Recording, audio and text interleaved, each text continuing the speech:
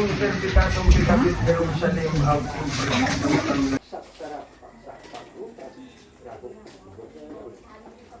sa ngalan ng Ama ng Anak ng Ina ng Diyos, Espiritu Santo.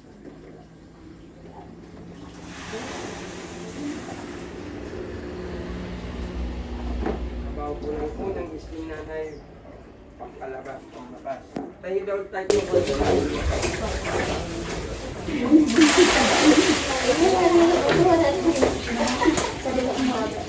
Ang ulan mo na, iba po.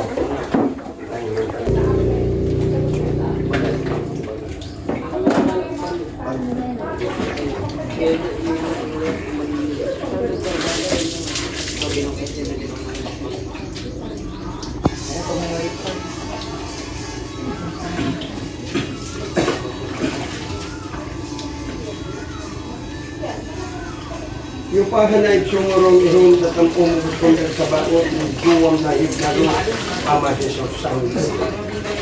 Jesus Cristo sa Diyoleg ni Kumpasik ng inyong Padre, Pater Binisti. Cristo sang Katarinitas ng Garo, Jesus.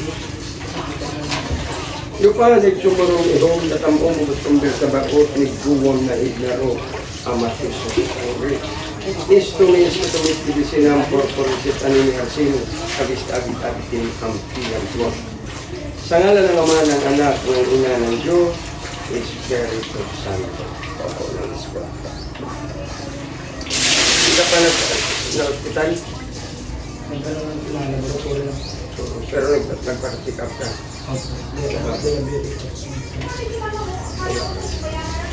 Makukontrol naman natin. Makakasama ka pa sa yung sakit na ganyan. Pasok lang ka. Laging lubog ito. Pagtalab ng gamot, makakaranas yan. Masikip sa titig, mahirap huminga. Hingang malalim, buga. No. Pag relax ka na, pwede ka nang sumisisid ng tubig.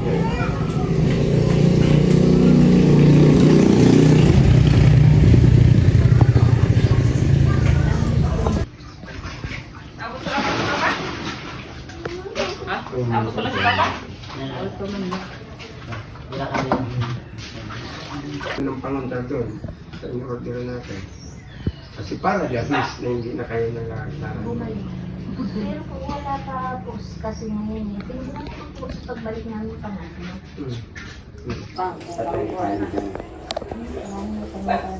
Kasi pag simain ko po, lagi yung kamatay nila yun.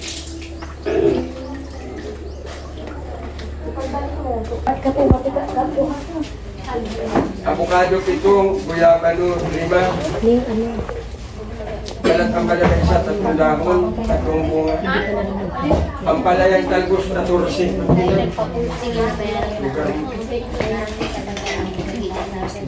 Hingang malalim. Buga.